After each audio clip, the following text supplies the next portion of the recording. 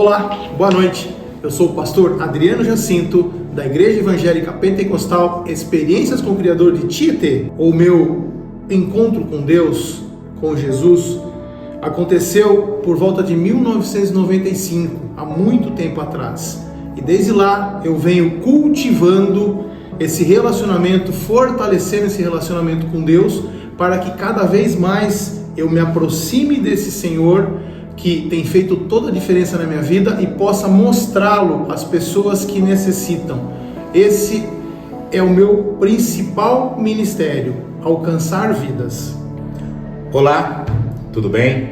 Eu sou o pastor Luiz Pereira, da igreja IEPEC, Experiência com o Criador.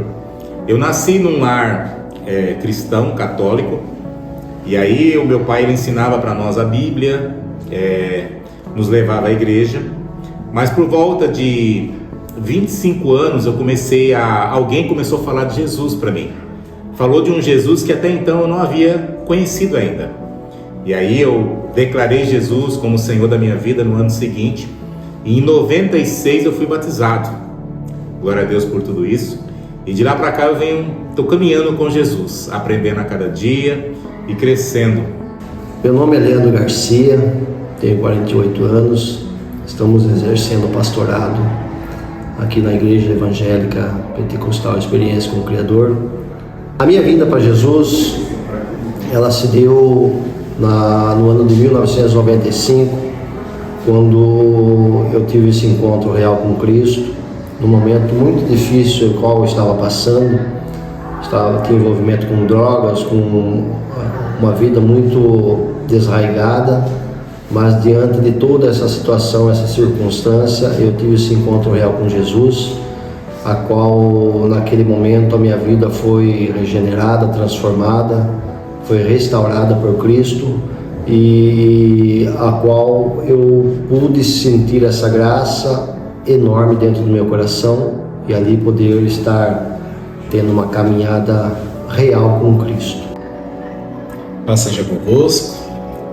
Meu nome é Júnior Gomes, sou pastor aqui do Ministério Igreja Evangélica Experiências com o Criador.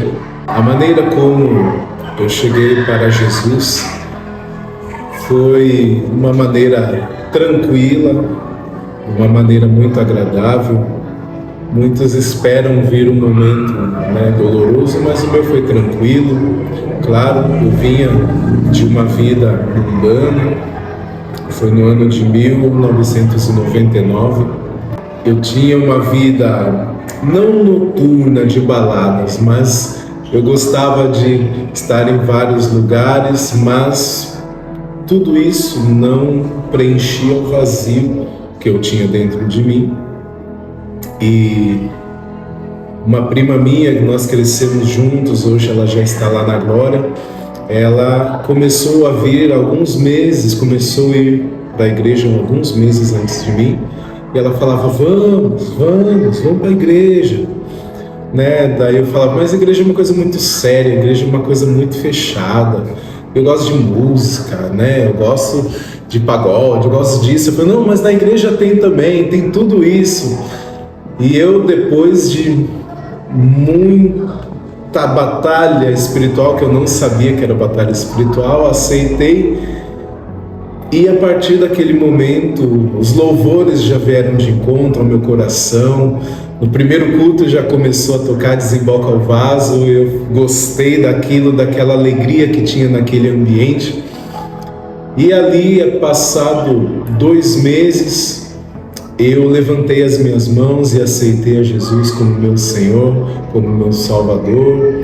O Senhor foi trabalhando, como eu sempre gostei muito de música desde pequeno, o Senhor foi trabalhando no meu coração. Fui aos pouquinhos quebrando os CDs de pagode, fui tirando o meu coração daquilo, e Jesus Cristo foi acrescentando a unção e a graça dele na minha vida, e assim estou na presença do Senhor há 24 anos, para a glória do Senhor Jesus. Olá, tudo bem? Meu nome é Manuel, eu sirvo a Deus como pastor e aos meus irmãos no Ministério Experiências com o Criador, na cidade de Tietê. O chamado começou no ventre da minha mãe, né? Como o Senhor disse ao profeta Jeremias. Mas eu sempre me movi dentro do dom que Deus me deu. A partir dos 16 anos eu já fazia culto no lar. Mas só com 28 anos de idade eu fui consagrado ao ministério, né? Passei a ser pastor, fui ungido. E aí nós começamos a servir a Deus. Então com essa responsabilidade, né, a mais na nossa vida. Então foi quando nós começamos, 28 anos de idade. Olá, graça e paz. Eu sou o pastor Caio da Igreja Evangélica Pentecostal Experiências com o Criador. Olá, eu sou a pastora Vanessa, esposa do pastor Caio. Glória a Deus. Nós somos gratos a Deus por tudo que Deus tem feito, por tudo que Deus tem realizado e por tudo que Deus é.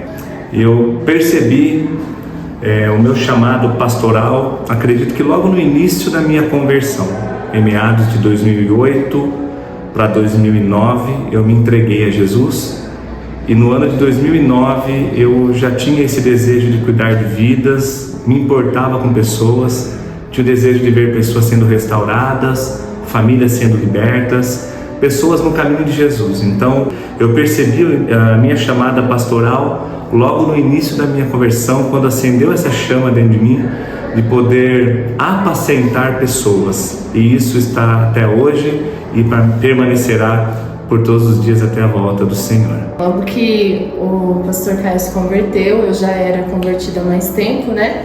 E Deus nos apresentou, né? Então, aí quando a gente se conheceu, realmente a gente já percebeu, né, essa chamada, a gente já sabia que isso iria acontecer, né? E logo que nós nos casamos, com 1 ano de casados, nós já começamos a exercer o ministério. Glória a Deus. Essa chama acendeu lá no início, mas nós só começamos a executar quando estávamos aliançados em matrimônio. Quando Deus realmente selou isso em nós, estamos aqui hoje para poder servir, para poder ministrar os corações. No ano de 2012, a qual eu havia saído de uma situação muito delicada, a qual eu e minha família a gente tinha passado, ao ponto em que estava chegando à ruína do meu casamento, da minha família, uma destruição. E foi quando ali eu pude ter um encontro de uma transformação genuína com Cristo, através de uma restauração a qual o Senhor fez em minha vida.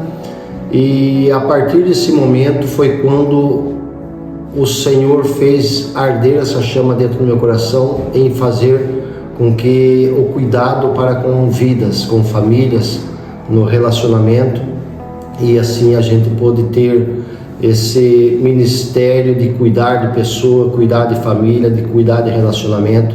E assim foi quando Cristo despertou isso dentro do meu coração.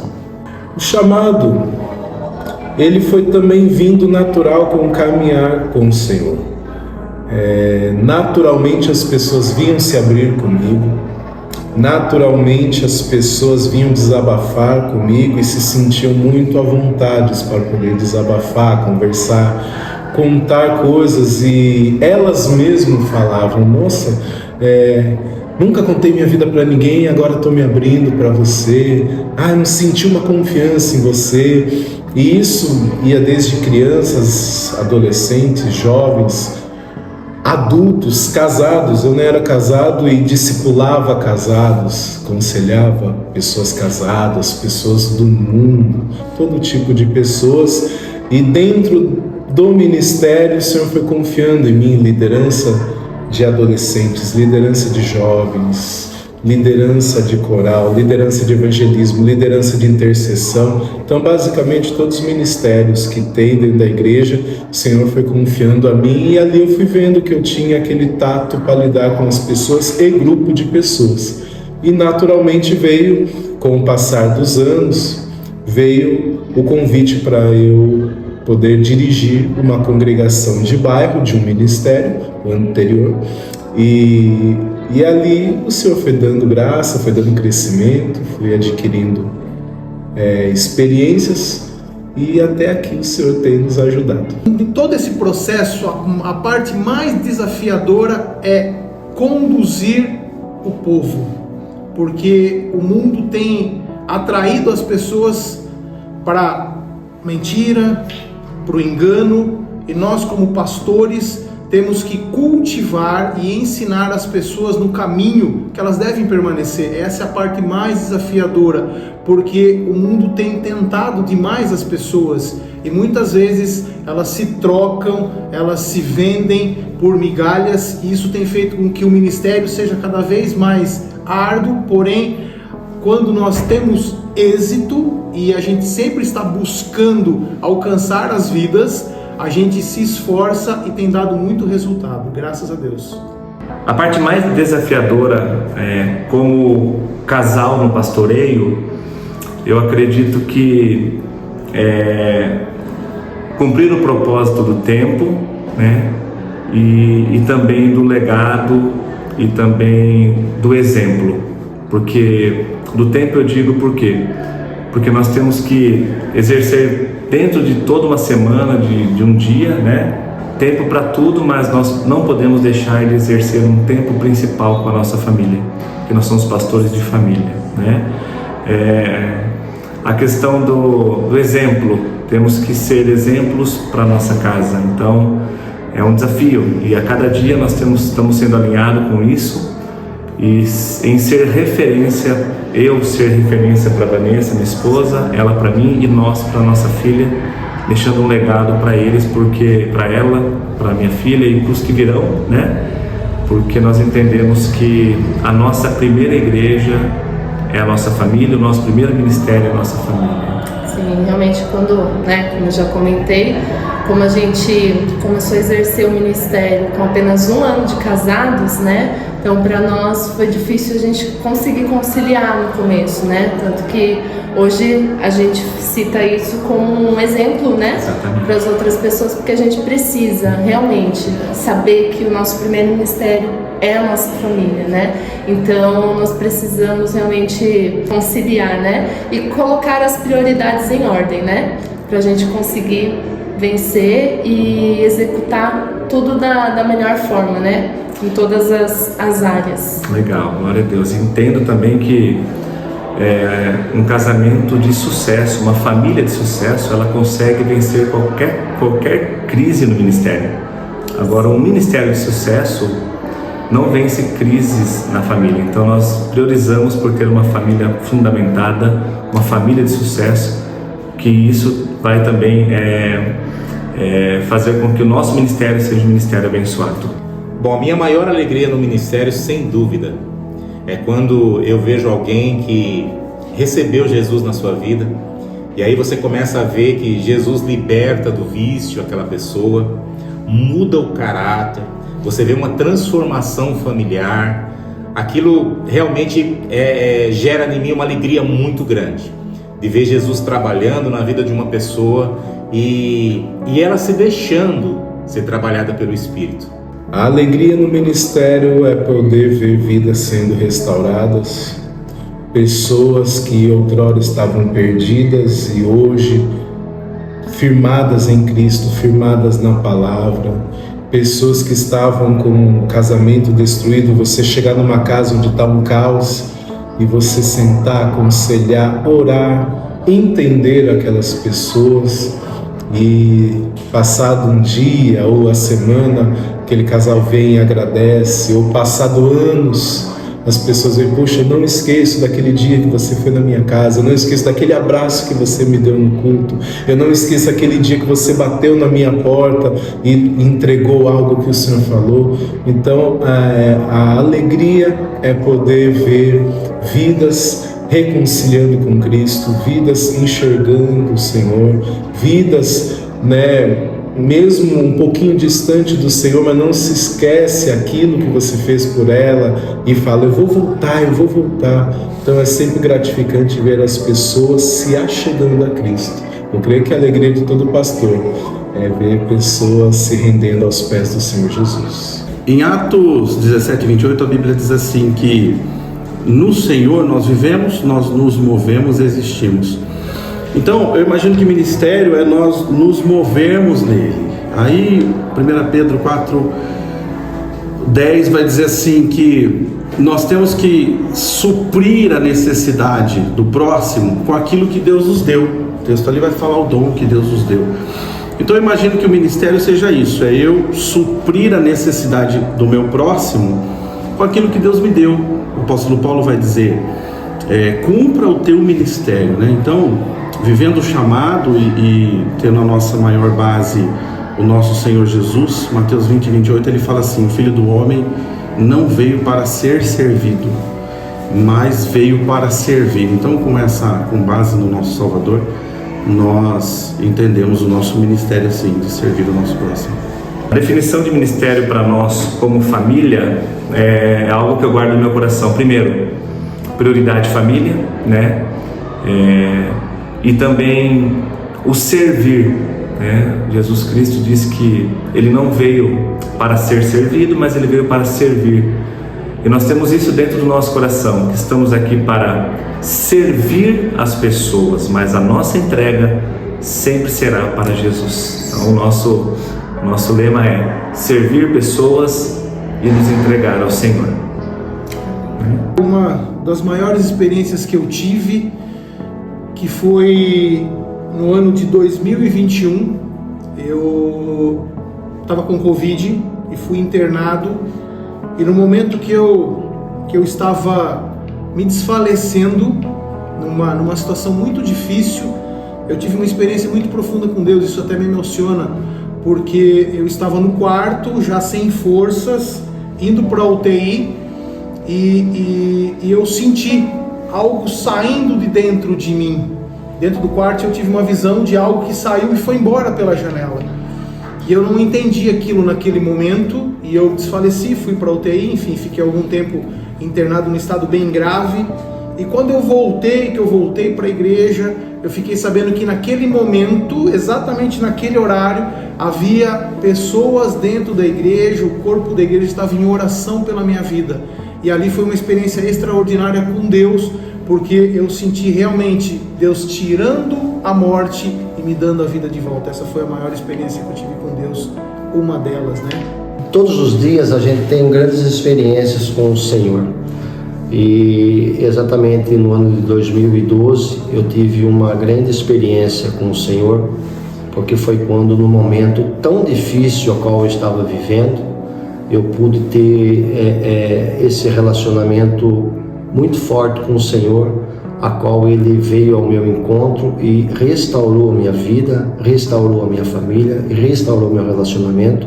E hoje a gente está podendo desfrutar das bênçãos e das maravilhas que o Senhor tem feito em minha vida. Eu acredito que está acontecendo. Sim. Que Deus tem nos enviado almas para apacentar. Estamos vivendo um processo de bênçãos, de crescimento em Deus, fundamentado em Deus. E no meu caso, eu entendo que essa experiência eu estou vivendo hoje, experiência marcante que Deus tem colocado em nós. São almas, uma igreja prosperando em Cristo, uma igreja sendo resposta para a cidade, uma igreja sendo resposta para pessoas. Essa é a experiência mais marcante que temos. Eu quero deixar assim para todos, né, que caminhar com Jesus vale a pena. Hoje eu não consigo imaginar como alguém poderia caminhar sem Jesus. Então, cultive essa nova vida em Cristo, procure cada vez mais ter intimidade com Cristo, porque nós só vamos ser sensíveis à voz dele se nós realmente tivermos intimidade com ele. Receba o meu abraço. Nós estamos no ano de 2023 e nós lemos esses dias em alguns portais que pessoas estão querendo mudar as escrituras. E claro que isso não é novo, isso sempre existiu no decorrer da história. E como se trata de pessoas querendo mudar aquilo que Deus fez, a gente sabe que eles não terão vitória. Mas o meu recado para o povo dentro disso é Salmo 119, verso 11. O salmista fala assim: eu escondi a tua palavra no meu coração. Então, se existe uma necessidade para a igreja do Senhor Jesus, é conhecer as escrituras acima de tudo que há nesse mundo. acima de qualquer conhecimento que você possa vir a ter nessa terra. Você precisa conhecer as Escrituras para que essa força maligna, né, que está surgindo aí de novo, novamente, não é novo, ela não venha nos tragar, né? Jesus está voltando e nós estamos vivendo os últimos dias. Precisamos nos entregar cada vez mais ao Senhor. E o recado primordial é: entregue sua vida para Jesus, entregue os seus caminhos ao Senhor, ande com Jesus, viva Jesus. Ele é tudo que você tem, Ele é tudo que você deseja, Ele é tudo para você. Jesus é a prioridade, a primazia na sua vida. Se entregue a Ele, esse é o recado. Se entregue para Jesus. Sim, como a palavra de Deus diz, né? Buscar em primeiro lugar o reino de Deus, e as demais coisas vos serão acrescentadas. É isso que a gente fez desde o início da nossa caminhada com Cristo. E nós vemos tudo que o Senhor está preparando, tudo que nós estamos vivendo, porque o nosso foco, o nosso alvo não é ter uma igreja grande, ter um ministério de sucesso, mas o nosso foco sempre foi, sempre será Jesus. Aleluia. Seguir Jesus e ser parecidos com Ele. Esse é o nosso objetivo todos os dias. Glória a Amém? Deus. Deus abençoe. Deus abençoe.